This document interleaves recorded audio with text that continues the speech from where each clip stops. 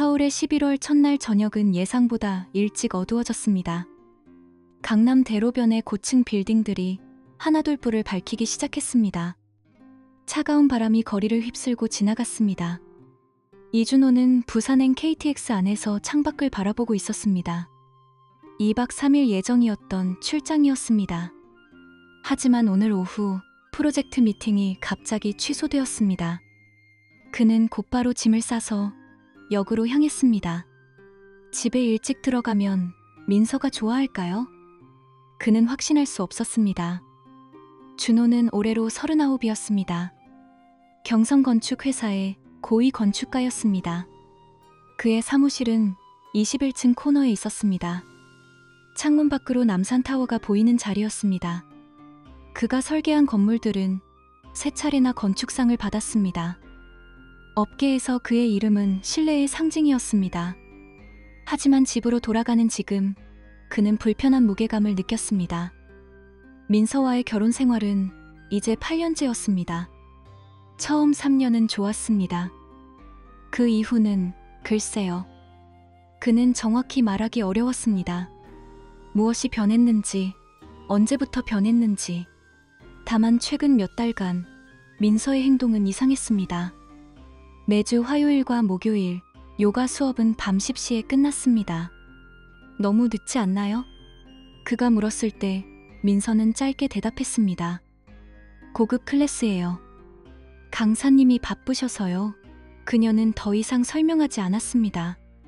식사 중에 그녀는 항상 핸드폰을 화면이 보이지 않게 뒤집어 놓았습니다.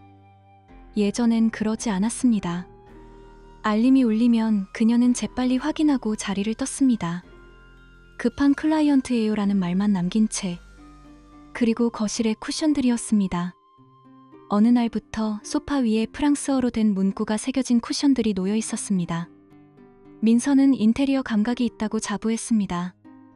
하지만 준호는 그 문구들의 의미를 검색해보고 당황했습니다. 상스러운 욕설들이었습니다. 그는 아내에게 물었습니다. 민서야, 이 쿠션 무슨 뜻인지 알아? 프랑스어 감성이잖아요. 요즘 유행이에요. 그녀는 눈을 마주치지 않았습니다. 준호는 그때 확신했습니다. 무언가 잘못되고 있다고. KTX가 서울역에 도착한 것은 오후 7시 30분이었습니다. 그는 택시를 잡아타고 성북동 집으로 향했습니다. 한옥을 현대식으로 개조한 주택이었습니다. 준호 자신이 설계했습니다. 민서는 이 집을 무척 자랑스러워했었습니다. 적어도 예전엔 그랬습니다. 현관 비밀번호를 누르고 문을 열었습니다. 현관에 낯선 남성용 구두가 놓여 있었습니다. 명품 브랜드였습니다. 그의 심장이 빠르게 뛰기 시작했습니다. 거실은 조용했습니다. TV도 꺼져 있었습니다. 침실 쪽에서 희미한 음악 소리가 들렸습니다. 그는 천천히 복도를 걸어갔습니다. 침실 문은 반쯤 열려 있었습니다. 방 안은 어질러져 있었습니다. 바닥에 옷가지들이 흩어져 있었습니다. 여성복과 남성복이었습니다. 침대 시트는 헝클어져 있었습니다. 준호는 침대 뒤편 바닥에서 지갑을 발견했습니다. 명품 가죽 지갑이었습니다. 그는 집어들어 신분증을 확인했습니다. 정태영, 35세. 사진 속 남자는 잘생겼습니다. 광고 모델처럼 보였습니다. 화장실에서 샤워 소리가 들렸습니다. 준호는 잠시 멈춰 섰습니다. 그는 숨을 깊이 들이마셨습니다. 그리고 결정했습니다. 침실을 나와 거실 창문을 열었습니다. 1층 정원이 내려다 보였습니다. 그는 다시 침실로 돌아가 바닥에 흩어진 남자의 옷가지를 모았습니다. 고급 브랜드의 재킷이었습니다. 가죽 점퍼도 있었습니다.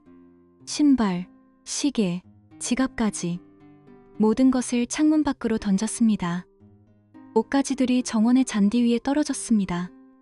정확히 그 순간 화장실 문이 열렸습니다. 민서가 먼저 나왔습니다. 목욕 가운을 입고 있었습니다. 그녀는 준호를 보자 얼어붙었습니다. 뒤이어 남자가 나타났습니다. 허리에 수건만 두른 채였습니다. 키가 크고 어깨가 넓었습니다. 얼굴은 사진보다 더 잘생겼습니다. 민서가 입을 열었습니다. 말 안 해도 돼요. 준호의 목소리는 평온했습니다. 지갑에서 신분증 봤어요. 정태영 씨, 맞죠? 태영은 아무 말도 하지 못했습니다. 옷은 정원에 있어요. 준호가 말했습니다. 가셔도 좋습니다. 준호야, 잠깐만. 민서가 다가왔습니다. 오늘은 아무 말도 듣고 싶지 않아요. 준호가 그녀를 제지했습니다. 내일 변호사 통해서 연락하죠. 그는 방을 나와 현관으로 갔습니다. 뒤에서 민서의 목소리가 들렸습니다. 당신이 먼저 날 버렸잖아. 몇 년 동안 감정적으로 부재했어요. 준호. 태영은 날 다시 살아있게 만들었어요. 준호는 문을 닫았습니다. 엘리베이터를 타고 1층으로 내려갔습니다. 밖으로 나오니 정원에서 태영이 옷가지를 주워 모으고 있었습니다. 수건만 두른 채 차가운 11월 바람을 맞으며 준호는 그를 지나쳐 주차장으로 걸어갔습니다. 차 시동을 걸었습니다. 백미러에 비친 자신의 얼굴은 놀랍도록 침착해 보였습니다. 그날 밤 그는 강남의 비즈니스 호텔에 체크인했습니다. 방 안에 홀로 앉아 있었습니다. 창밖으로 서울의 야경이 펼쳐졌습니다. 빛나는 도시였습니다. 그가 설계한 건물들도 저 어딘가에 있을 것입니다. 하지만 지금 모든 것이 무너진 것 같았습니다. 준호는 핸드폰을 꺼내 친구 박지훈에게 문자를 보냈습니다. 내일 점심시간 비어 있어? 할 얘기가 있어. 답장은 금방 왔습니다. 무슨 일이야? 목소리 이상한데. 전화할까? 내일 보자. 직접 말할게. 준호는 핸드폰을 내려놓았습니다. 그는 천장을 바라보았습니다. 8년의 결혼 생활이 이렇게 끝나는 것일까요? 아니면 이것은 시작일까요? 무언가 더 큰 것의 시작. 그는 알 수 없었습니다. 다만 한 가지는 확실했습니다. 내일부터 모든 것이 달라질 것입니다. 다음 날 아침, 준호는 새벽 5시에 눈을 떴습니다. 호텔 침대는 너무 부드러웠습니다. 그는 한숨도 제대로 자지 못했습니다. 머릿속에서 어젯밤 장면이 반복해서 재생되었습니다. 샤워를 하고 어제 입었던 옷을 다시 입었습니다. 거울 속 자신의 얼굴은 피곤해 보였습니다. 하지만 눈빛은 또렷했습니다. 무언가 결심한 사람의 눈이었습니다. 오전 8시, 그는 경성건축 본사 건물 앞에 도착했습니다. 강남대로 한복판 30층짜리 유리 건물이었습니다. 그가 10년 동안 출근한 곳이었습니다. 오늘따라 건물이 차갑게 느껴졌습니다. 로비에서 엘리베이터를 기다리는 동안 익숙한 목소리가 들렸습니다. 준호야, 어제 부산 출장 어땠어? 김영수였습니다. 민서의 오빠이자 경성건축의 대표이사였습니다. 46살, 항상 완벽하게 차려입은 남자였습니다. 오늘도 네이비 수트에 은색 타이를 메고 있었습니다. 일찍 끝나서 어제 올라왔습니다. 준호가 대답했습니다. 그래? 민서한테는 말했어? 형수가 웃었습니다. 네, 준호는 짧게 대답했습니다. 엘리베이터 문이 열렸습니다. 그들은 함께 탔습니다. 형수가 21층 버튼을 눌렀습니다. 그리고 20층 버튼도 눌렀습니다. 아, 참, 오늘 소개시켜줄 사람이 있어. 형수가 말했습니다. 새로 계약한 브랜드 컨설턴트야. 정태영이라고. 민서가 강력 추천했거든. 우리 회사 이미지 쇄신 프로젝트 맡을 거야. 준호의 심장이 멈추는 것 같았습니다. 정태영이요? 응. 업계에서 꽤 유명한 사람이래. 라이프스타일 브랜딩 전문가라나? 민서가 그 사람 포트폴리오 보여줬는데 인상적이더라고. 엘리베이터가 20층에 멈춰섰습니다. 문이 열렸습니다. 복도에 한 남자가 서 있었습니다. 흰 셔츠에 회색 수트를 입었습니다. 1,000만 원은 좋게 넘어 보이는 옷이었습니다. 머리는 깔끔하게 뒤로 넘겼습니다. 정태영이었습니다. 어젯밤 수건만 두르고 정원에서 옷을 줍던 그 남자였습니다. 하지만 지금은 완전히 다른 사람 같았습니다. 자신감 넘치는 미소를 지으며 다가왔습니다. 안녕하세요, 대표님. 태영이 형수에게 고개를 숙였습니다. 그리고 준호를 보았습니다. 이분이 우리 회사 수석 건축가 이준호야. 형수가 소개했습니다. 준호야, 정태영 컨설턴트. 태영이 손을 내밀었습니다. 얼굴에는 아무런 동요도 없었습니다. 마치 준호를 처음 보는 것처럼. 만나서 반갑습니다. 태영이 말했습니다. 준호는 그의 손을 잡았습니다. 악수는 짧았습니다. 반갑습니다. 준호의 목소리는 차가웠습니다. 형수는 아무것도 눈치채지 못했습니다. 태영 씨가 앞으로 우리랑 긴밀하게 일하게 될 거야. 특히 강남 신도시 프로젝트 관련해서. 준호야, 네가 리드하는 그 프로젝트 말이야. 강남 프로젝트요? 준호가 물었습니다. 응. 클라이언트가 요구한 거야.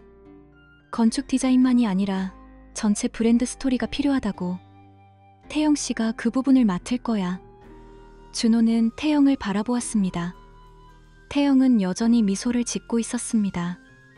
프로페셔널한 미소였습니다. 무언가 잘못되고 있었습니다. 단순한 불륜이 아니었습니다. 오후 1시, 준호는 강남역 근처 조용한 카페에서 박지훈을 만났습니다. 지훈은 준호의 대학 동기였습니다. 지금은 IT 보안 회사를 운영하고 있었습니다. 키가 작고 안경을 쓴 남자였습니다. 하지만 그의 두뇌는 누구보다 예리했습니다. 얼굴이 왜 그래? 지훈이 먼저 물었습니다. 준호는 천천히 이야기했습니다. 어젯밤 일을, 오늘 아침 회사에서 있었던 일을, 모든 것을. 지훈은 말없이 들었습니다. 커피를 한 모금 마셨습니다. 그리고 말했습니다. 민서가 그 남자를 회사에 끌어들였다는 거지? 형수님이 민서 추천으로 계약했다고 했어요. 강남 프로젝트는 내 프로젝트잖아. 네가 2년 동안 준비한 거. 맞아요. 지훈이 핸드폰을 꺼냈습니다. 정태영이라고 했지? 풀네임? 정태영, 35세. 지훈의 손가락이 빠르게 화면을 움직였습니다. 몇 분 후 그가 말했습니다. SNS는 깔끔하네. 라이프스타일 컨설턴트, 브랜드 전문가. 인스타그램 팔로워 3만. 포스팅도 전문가답게 잘 꾸며져 있어. 하지만 너무 완벽해. 2년 전부터 갑자기 생긴 계정이야. 그 이전 기록이 없어. 준호는 몸을 앞으로 기울였습니다. 어떤 의미죠? 가짜일 수도 있다는 거야. 아니면 최소한 진짜 신분을 숨기고 있거나. 지훈이 안경을 고쳐 썼습니다. 더 파봐야 할 것 같은데. 시간 좀 줄래? 얼마나 걸릴까요? 이틀. 길면 사흘. 준호는 고개를 끄덕였습니다. 부탁해요. 지훈이 그를 바라보았습니다. 준호야, 지금 뭐 하려는 거야? 진실을 알고 싶어요. 그 다음엔? 준호는 대답하지 않았습니다. 창밖을 바라보았습니다. 거리에는 사람들이 바쁘게 오가고 있었습니다. 11월의 차가운 햇살이 아스팔트를 비추고 있었습니다. 그날 저녁, 준호는 호텔 방으로 돌아왔습니다. 침대에 앉아 핸드폰을 켰습니다. 민서에게서 문자가 와 있었습니다. 준호야, 우리 얘기 좀 하자. 제발. 그는 답장하지 않았습니다. 대신 사진 앱을 열었습니다. 지난 1년 동안 찍은 사진들을 훑어보았습니다. 민서와 함께 찍은 사진들이었습니다. 생일 파티, 휴가, 저녁 식사. 사진 속 민서는 웃고 있었습니다. 하지만 눈은 웃지 않았습니다. 그는 이제야 알아챘습니다. 6개월 전 사진. 제주도 여행이었습니다. 민서는 바다를 배경으로 서 있었습니다. 핸드폰을 보고 있었습니다. 누군가에게 문자를 보내는 중이었습니다. 그때 그는 일 때문에 바빠라고만 생각했습니다. 4개월 전 친구들과의 모임이었습니다. 민서는 중간에 자리를 비웠습니다. 화장실 간다고 했습니다. 30분 후에 돌아왔습니다. 얼굴이 상기되어 있었습니다. 2개월 전 결혼기념일 저녁이었습니다. 민서는 새 드레스를 입었습니다. 향수도 새 것이었습니다. 하지만 저녁 내내 핸드폰만 확인했습니다. 그가 오늘만큼은 일 좀 내려놓지 그래? 라고 말했을 때 민서는 차갑게 대답했습니다. 당신이 할 소리는 아닌 것 같은데요. 모든 것이 명확해졌습니다. 단서들은 처음부터 있었습니다. 그는 보지 않으려 했을 뿐이었습니다. 핸드폰이 울렸습니다. 지훈이었습니다. 준호야. 예상보다 빨리 나왔어. 뭘 찾았어요?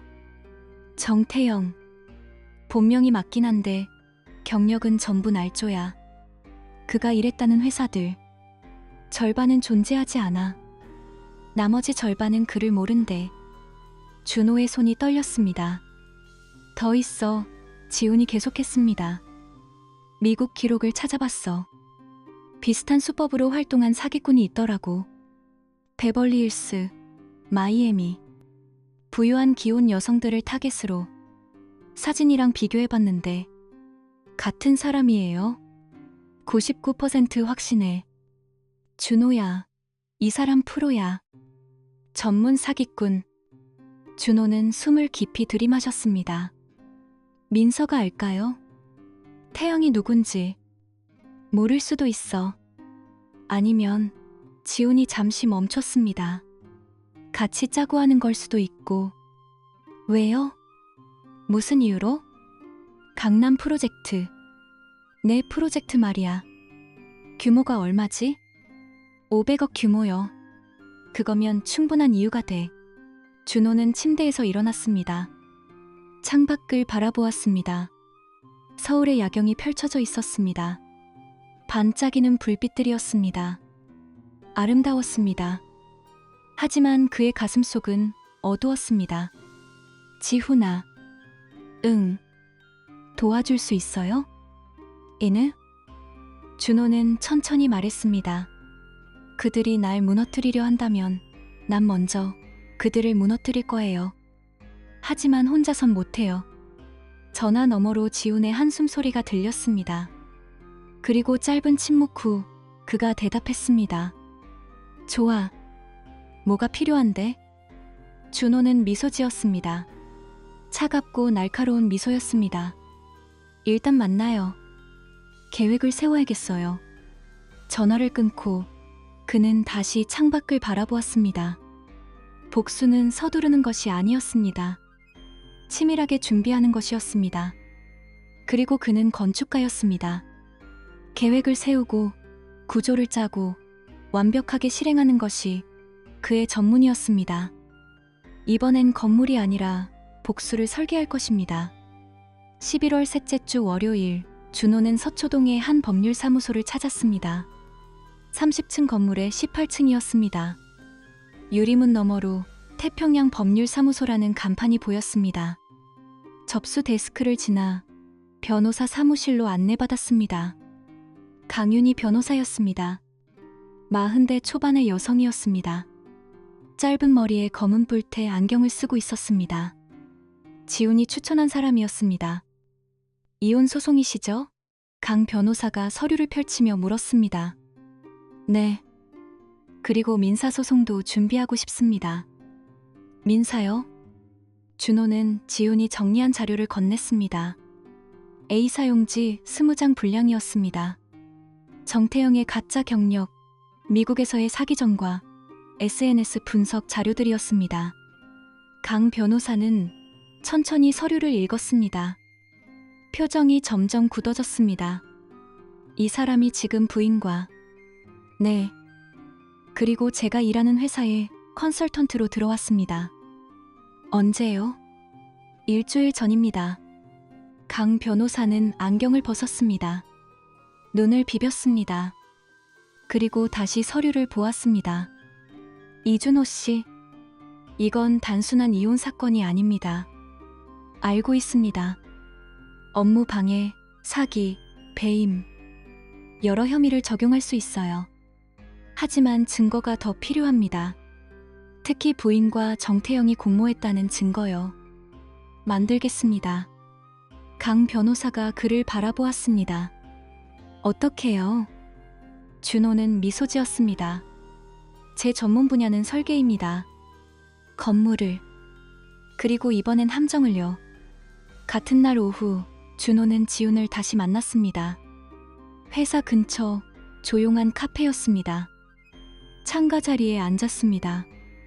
허니팟 프로젝트라고 이름 붙였어요. 준호가 말했습니다. 허니팟? 지훈이 고개를 갸우뚱했습니다. 보안 용어잖아요. 해커를 유인하기 위한 가짜 시스템. 우리도 똑같이 할 겁니다. 준호는 노트북을 꺼내 화면을 보여주었습니다. 강남 신도시 프로젝트 파일들이었습니다. 가짜 설계 문서를 만들 거예요. 겉보기엔 완벽해 보이지만 내부엔 치명적인 결함들을 심어놓는 거죠. 무슨 결함? 구조 계산 오류, 건축법 위반, 안전 기준 미달. 전문가가 보면 바로 알아챌 수 있는 수준이에요. 하지만 태영 같은 사람은 절대 모를 겁니다. 지훈이 웃었습니다. 그리고 태영이 그 문서를 훔치게 만드는 거지? 정확해요. 어떻게 훔치게 만들 건데? 준호는 커피를 한 모금 마셨습니다. 태영은 지금 회사에서 제 프로젝트 자료에 접근하려 할 겁니다. 형수님이 그에게 권한을 줬을 테니까요. 전 그 파일들을 공유 서버에 올려놓을 거예요. 눈에 잘 띄게요. 그가 복사하면 기다립니다. 그가 형수님께 보고하기를. 자기가 개선안을 만들었다고요. 지우는 잠시 생각했습니다. 그리고 고개를 끄덕였습니다. 괜찮은데. 하지만 시간이 얼마나 걸릴지 모르잖아. 상관없어요. 전 기다릴 수 있습니다. 11월이 지나가고 12월이 왔습니다. 준호는 매일 회사에 출근했습니다. 평소처럼 일했습니다. 민서와는 연락하지 않았습니다. 변호사가 이혼 서류를 준비하고 있었습니다. 회사에서 태영을 마주칠 때마다 그들은 정중하게 인사했습니다. 프로페셔널한 미소를 교환했습니다. 하지만 준호는 알았습니다. 태영이 자신을 관찰하고 있다는 것을. 12월 둘째 주, 준호는 의도적으로 회의에 늦었습니다. 5분 정도. 회의실에 들어갔을 때 태영이 그의 자리 근처에 서 있었습니다. 태연한 척했지만 손이 미세하게 떨리고 있었습니다. 준호는 아무 말도 하지 않았습니다. 자리에 앉아 회의를 진행했습니다. 그날 저녁 지훈에게서 연락이 왔습니다. 물고기가 미끼를 물었어. 오후 3시 27분 내 컴퓨터에서 파일 접근 기록. 그리고 USB로 복사. 준호는 답장했습니다. 좋아요. 이제 기다리면 돼요. 12월 셋째 주 금요일 오전 형수가 준호를 불렀습니다. 대표 사무실이었습니다. 태영도 함께 있었습니다. 형수는 심각한 표정이었습니다. 준호야, 강남 프로젝트 설계안 좀 보자. 무슨 문제라도 있습니까? 형수가 서류를 내밀었습니다. 준호가 만든 가짜 문서들이었습니다. 이 구조 계산 이상하지 않아? 하중 분산이 잘못된 것 같은데. 준호는 서류를 받아들었습니다. 천천히 넘겨보았습니다. 그리고 고개를 저었습니다. 이건 제 설계가 아닙니다. 형수가 눈을 크게 떴습니다. 제가 작성한 원본 파일과 다릅니다. 누가 수정했습니다. 태영이 끼어들었습니다. 이준호 씨 컴퓨터 공유 폴더에 있던 파일인데요. 준호는 태영을 바라보았습니다. 언제 제 컴퓨터에 접근하셨죠? 대표님께서 권한을 주셨습니다. 프로젝트 협업을 위해서요. 접근 권한과 수정 권한은 다릅니다. 침묵이 흘렀습니다. 형수가 물었습니다. 그럼 원본은 어디 있어? 준호는 노트북을 열었습니다. 몇 번의 클릭 후 파일을 열었습니다. 화면에 설계도가 나타났습니다. 이게 제 원본입니다. 보시면 구조 계산이 정확합니다. 하중 분산도 건축법 기준에 맞고요. 형수가 두 파일을 비교했습니다. 표정이 점점 굳어졌습니다. 태영 씨, 형수가 천천히 말했습니다. 설명 좀 해주시겠어요? 태영의 얼굴이 창백해졌습니다. 저는 그냥 개선안을 제안하려고. 개선안요? 준호가 조용히 물었습니다. 어느 부분을요? 구조적으로 더 효율적으로 만들려고. 구체적으로요. 태영은 입을 다물었습니다. 대답할 수 없었습니다. 그는 건축을 몰랐습니다. 준호가 계속했습니다. 태영 씨가 수정한 이 설계대로 건물을 지으면 10층 이상에서 하중을 견디지 못합니다. 붕괴 위험이 있어요. 형수의 얼굴이 굳었습니다. 그리고 이건 준호가 다른 페이지를 넘겼습니다. 소방법 위반입니다. 비상계단 위치가 잘못됐어요. 건축 허가가 날 수 없는 설계예요. 준호 씨, 제가 실수를. 태영이 말하려 했습니다. 실수요? 준호의 목소리는 차가웠습니다. 건축가가 아닌 사람이 설계를 함부로 수정한 게 실수인가요? 형수가 책상을 쳤습니다. 충분합니다. 그는 태영을 바라보았습니다. 정태영 씨, 경력서 다시 한번 확인하고 싶은데요. 어느 대학 건축학과 나오셨죠? 태영은 대답하지 못했습니다. 설마 건축 교육을 받지 않으셨나요? 저는 브랜드 컨설턴트입니다. 브랜드 컨설턴트가 구조 설계를 수정해요? 형수의 목소리가 높아졌습니다. 이게 만약 클라이언트에게 넘어갔으면 어쩔 뻔했어요. 우리 회사 신뢰도가 바닥을 쳤을 겁니다. 준호는 조용히 서 있었습니다. 아무 말도 하지 않았습니다. 필요하지 않았습니다. 형수가 태영에게 말했습니다. 오늘부로 계약 해지합니다. 짐 싸서 나가주세요. 태영이 입을 열려 했습니다. 하지만 형수가 손을 들어 막았습니다. 더 이상 할 말 없습니다. 나가주세요. 태영은 준호를 바라보았습니다. 그 눈빛에는 분노와 두려움이 섞여 있었습니다. 준호는 무표정하게 그를 바라보았습니다. 태영이 방을 나갔습니다. 문이 닫혔습니다. 형수가 한숨을 쉬었습니다. 미안해, 준호야. 내가 판단을 잘못했어. 괜찮습니다. 민서가 추천했는데 믿었던 내가 바보지. 준호는 대답하지 않았습니다. 이제 말할 때가 아니었습니다. 형수가 물었습니다. 원본 파일로 다시 진행하면 되지? 네. 문제 없습니다. 고마워. 네가 아니었으면 큰일 날 뻔했어. 준호는 고개를 숙였습니다. 그리고 사무실을 나왔습니다. 복도를 걸으며 그는 핸드폰을 꺼내 지훈에게 문자를 보냈습니다. 1단계 완료. 다음 단계 준비해요. 답장은 즉시 왔습니다. 언제든지 준비돼 있어. 준호는 창밖을 바라보았습니다. 12월의 하늘은 맑았습니다. 차가웠지만 청명했습니다. 게임은 이제 시작이었습니다. 12월 마지막 주, 서울에 첫눈이 내렸습니다. 하얗고 조용한 아침이었습니다. 준호는 호텔 창문 너머로 눈 내리는 거리를 바라보았습니다. 사람들이 우산을 쓰고 급하게 걸어가고 있었습니다. 그의 핸드폰이 울렸습니다. 고 여사였습니다. 집에서 10년 동안 일해온 가정부였습니다. 도련님, 저예요. 네, 여사님. 무슨 일이세요? 마님께서 많이 힘들어하십니다. 준호는 침묵했습니다. 고 여사가 계속했습니다. 어제도 밤새 울으셨어요. 아무것도 안 드시고. 정 선생님도 연락이 안 된다고. 그게 제 문제는 아닙니다. 알아요. 하지만 그래도 고 여사는 한숨을 쉬었습니다. 마님이 도련님 만나고 싶어 하세요. 여사님, 준호의 목소리는 단호했습니다. 제 변호사가 곧 연락할 겁니다. 그때 공식적으로 만나게 될 거예요. 네, 알겠습니다. 전화를 끊고 준호는 다시 창밖을 바라보았습니다. 눈은 계속 내리고 있었습니다. 같은 날 오후, 준호는 강 변호사 사무실을 방문했습니다. 변호사는 두꺼운 파일 2개를 책상 위에 올려놓았습니다. 이혼 소송 준비는 끝났습니다. 그리고 그녀가 2번째 파일을 가리켰습니다.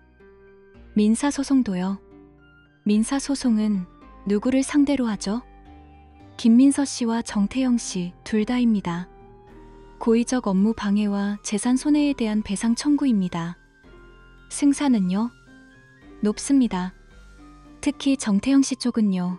강 변호사가 서류를 넘겼습니다. 그의 과거 기록을 더 찾았습니다. 미국에서만 3번의 민사소송 패소 기록이 있어요.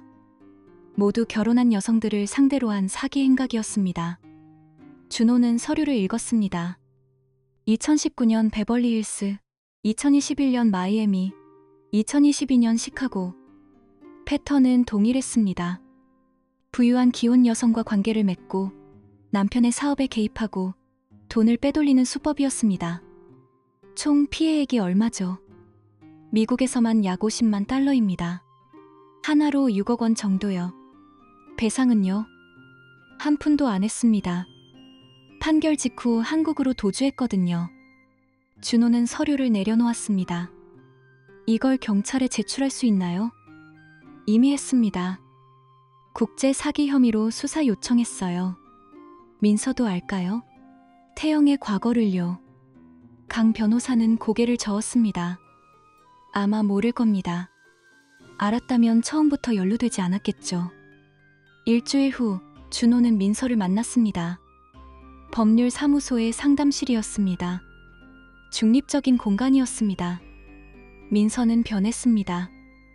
야윈 얼굴, 부은 눈, 힘없는 자세. 그녀는 준호를 보자마자 눈물을 흘렸습니다. 준호야. 이준호 씨라고 불러주세요. 준호는 차갑게 말했습니다. 민서가 떨리는 손으로 핸드백을 열었습니다. 서류를 꺼냈습니다. 이혼 합의서. 받았어요. 서명할게요. 조건도 다 받아들일게요. 그게 끝이 아닙니다. 뭐? 준호는 또 다른 서류를 건넸습니다. 민사소송입니다. 고의적 업무 방해죄로요. 민서의 얼굴이 하얗게 질렸습니다. 준호야, 제발. 이준호 씨라고 했습니다. 이준호 씨, 민서가 고쳐 말했습니다. 내가 잘못했어요. 모든 게 내 잘못이에요. 하지만 태영이 나를 속였어요. 그건 저와 상관없는 일입니다. 태영이 돈을 빌려갔어요. 8천만 원. 회사 운영 자금이라고 했는데 민서의 목소리가 떨렸습니다. 연락이 안 돼요. 번호도 바꿨어요. 준호는 아무 감정 없이 그녀를 바라보았습니다. 민서가 계속했습니다. 회사도, 내 회사도 무너지고 있어요. 클라이언트들이 다 떠났어요. 소문이 퍼졌거든요. 내가 남편 회사를 배신했다고. PR 업계에서 신뢰를 잃으면 끝이에요. 자업자득입니다. 알아요. 민서가 소리쳤습니다. 내가 잘못했어요. 하지만 이렇게까지 할 거예요? 나를 완전히 무너뜨리려고? 준호는 천천히 일어났습니다. 그녀를 내려다보았습니다. 김민서 씨, 당신은 8년간의 결혼을 배신했습니다. 제 프로젝트를 망가뜨리려 했습니다. 제 경력에 먹칠을 하려 했죠. 그리고 그 과정에서 전문 사기꾼과 손을 잡았습니다. 하지만 변명은 법정에서 하세요. 준호가 문을 향해 걸었습니다. 변호사가 연락할 겁니다. 준호야. 민서가 그를 붙잡으려 했습니다. 준호는 돌아보지 않았습니다. 문을 열고 나갔습니다. 복도에서 강 변호사가 기다리고 있었습니다. 괜찮으세요? 준호는 고개를 끄덕였습니다. 네. 하지만 그의 손은 떨리고 있었습니다. 1월이 왔습니다. 새해였습니다. 하지만 준호에게 새해는 의미가 없었습니다. 그는 여전히 호텔에 살고 있었습니다. 회사에 출근했습니다. 일했습니다. 집에 돌아왔습니다. 지훈이 정기적으로 소식을 전했습니다. 태영, 찾았어. 인천의 한 모텔에 숨어 있더라. 경찰에 알렸나요? 응. 내일 체포영장 집행한대. 민서는요? 회사 정리 중이야. 파산 직전이래. 제주도로 이사 간다는 소문도 있어. 준호는 아무 말도 하지 않았습니다. 지훈이 물었습니다. 준호야, 넌 괜찮아? 모르겠어요. 후회돼? 아니요. 하지만 준호는 말을 멈췄습니다. 공허해요. 그럴 수 있어. 복수는 원래 그래. 형수님께 미안해요. 그분도 피해자니까요. 형수님은 알고 있어. 네가 옳은 일을 했다는 거. 준호는 창밖을 바라보았습니다. 1월의 서울은 여전히 추웠습니다. 1월 셋째 주, 태영이 체포되었습니다. 국제사기, 여권법 위반, 업무 방해 혐의였습니다. 뉴스에도 나왔습니다. 30대의 남성, 결혼한 여성들 상대로 국제 사기극, 피해액 수억 원. 준호는 뉴스를 보았습니다. 태영은 수갑을 찬 채 고개를 숙이고 있었습니다. 기자들의 플래시가 터졌습니다. 화면 속 태영은 초라했습니다. 명품 옷도 자신감 넘치는 미소도 사라졌습니다. 그저 한 명의 범죄자였습니다. 준호는 TV를 껐습니다. 승리의 기쁨 같은 건 느껴지지 않았습니다. 다만 끝났다는 안도감뿐이었습니다. 핸드폰이 울렸습니다. 형수였습니다. 준호야, 내일 시간 있어? 네, 형수님. 점심 같이 하자. 할 얘기가 있어. 알겠습니다. 전화를 끊고 준호는 창밖을 바라보았습니다. 겨울 해가 지고 있었습니다. 하늘은 주황빛과 보라빛으로 물들어 있었습니다. 아름다웠습니다. 그리고 그는 깨달았습니다. 자신이 여전히 아름다움을 느낄 수 있다는 것을. 모든 것이 무너진 후에도 삶은 계속되고 있었습니다. 내일은 새로운 날이 올 것입니다. 그는 준비되어 있었습니다. 무엇이든 받아들일 준비가요. 복수는 끝났습니다. 이제 재건의 시간이었습니다. 1월의 점심시간, 강남의 한 일식당이었습니다. 조용하고 품위 있는 공간이었습니다. 형수는 이미 도착해 있었습니다. 창가 자리에 앉아 준호를 기다리고 있었습니다. 앉아, 형수가 말했습니다. 준호는 자리에 앉았습니다. 웨이터가 물을 따랐습니다. 그들은 메뉴를 주문했습니다. 침묵이 흘렀습니다. 불편하지 않은 침묵이었습니다. 민서 이야기 들었어. 형수가 먼저 입을 열었습니다. 네, 내 동생이지만 잘못한 건 잘못한 거야. 형수는 잠시 멈췄습니다. 미안해. 내가 태영을 회사에 들인 것도, 내 프로젝트에 개입시킨 것도 형수님 잘못은 아닙니다. 아니야. 내가 판단을 잘못했어. 민서 말만 믿고 형수가 한숨을 쉬었습니다. 가족이라는 이유로 눈이 멀었나 봐. 준호는 아무 말도 하지 않았습니다. 형수가 계속했습니다. 회사가 어려워. 이번 일로 클라이언트 3곳이 계약을 취소했어. 평판도 바닥이고. 알고 있습니다. 그래서 제안이 있어. 형수가 준호를 똑바로 바라보았습니다. 내 회사랑 합병하자. 준호는 놀라지 않았습니다. 예상했던 제안이었습니다. 조건은요? 넌 수석 파트너가 돼. 모든 설계와 운영의 최종 결정권을 가져. 나는 사업 개발만 맡을게. 왜 그런 제안을 하시죠? 형수는 쓴웃음을 지었습니다.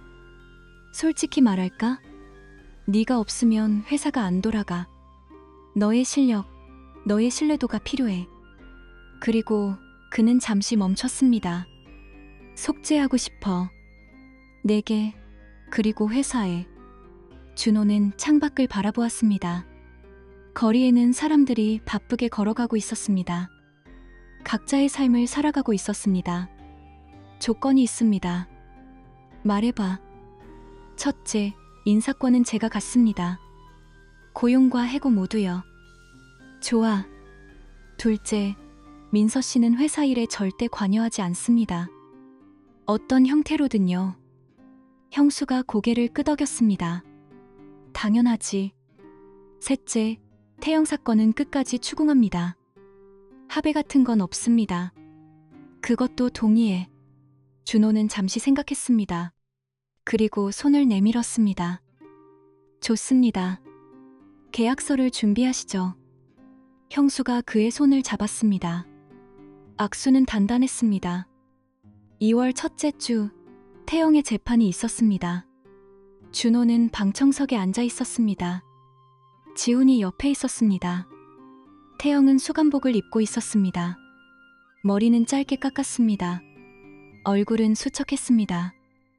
몇 달 전에 그 자신감 넘치는 모습은 어디에도 없었습니다. 검사가 기소 내용을 읽었습니다. 국제 사기, 업무 방해, 문서 위조, 재산 편취. 목록은 길었습니다. 태영의 변호인이 변론했습니다.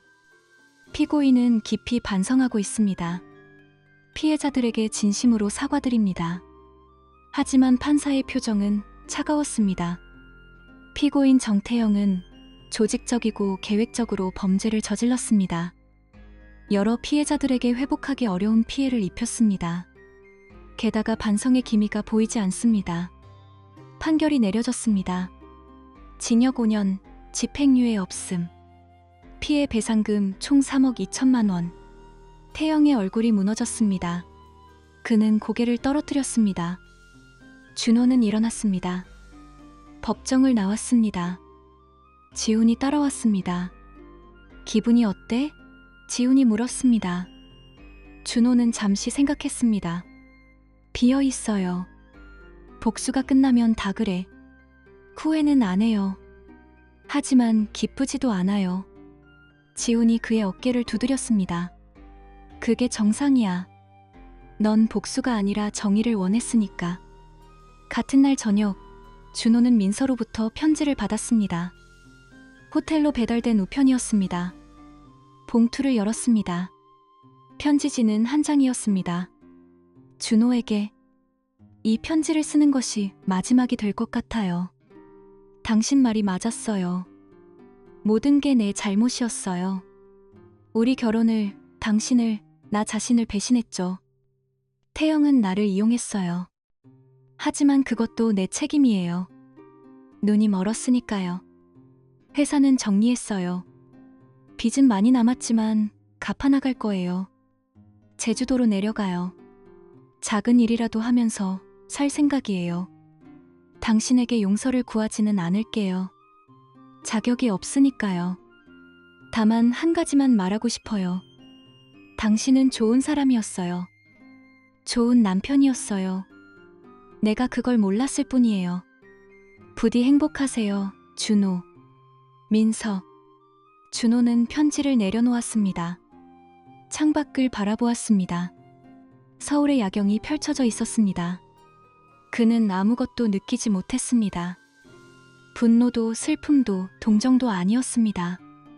그저 끝났다는 사실만이 있었습니다.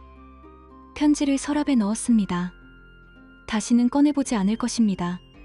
3월이 왔습니다. 겨울이 물러가고 봄이 시작되었습니다. 준호는 21층 코너 사무실로 돌아왔습니다. 그의 사무실이었습니다. 창밖으로 남산타워가 보였습니다. 책상 위에는 새로운 명함이 놓여 있었습니다. 경성건축 수석 파트너 이준호. 그는 명함을 집어들었습니다. 무게감이 느껴졌습니다. 책임의 무게였습니다. 문이 열렸습니다. 형수였습니다. 적응 잘 돼가? 네. 괜찮습니다. 강남 프로젝트 다시 계약 따냈어. 모리슨 그룹이 내 설계를 보고 바로 결정했대. 준호는 미소 지었습니다. 다행이네요. 다행이 아니라 당연하지. 내 실력이니까. 형수가 책상에 서류를 내려놓았습니다. 새 프로젝트 제안서야. 인천 신앙만 복합단지. 관심 있어? 준호는 서류를 펼쳤습니다. 규모가 컸습니다. 도전적인 프로젝트였습니다. 해볼게요. 좋아. 팀은 네가 직접 꾸려. 형수가 나가려다 멈춰섰습니다. 준호야. 네? 고마워. 회사를 살려줘서. 그리고 나한테도 기회를 줘서. 준호는 고개를 끄덕였습니다. 같이 잘해봅시다, 형수님. 형수가 나갔습니다. 문이 닫혔습니다. 준호는 혼자 남았습니다. 그는 일어나 창가로 걸어갔습니다. 서울이 한눈에 내려다 보였습니다. 빌딩들, 거리들, 사람들이 보였습니다. 그가 설계한 건물들도 저 어딘가에 있었습니다. 그의 손으로 만든 공간들이었습니다. 사람들이 살아가는 곳이었습니다. 건축가로서 그는 건물을 세웠습니다. 구조를 계산하고 안전을 확보하고 아름다움을 더했습니다. 인생도 그런 것이 아닐까요?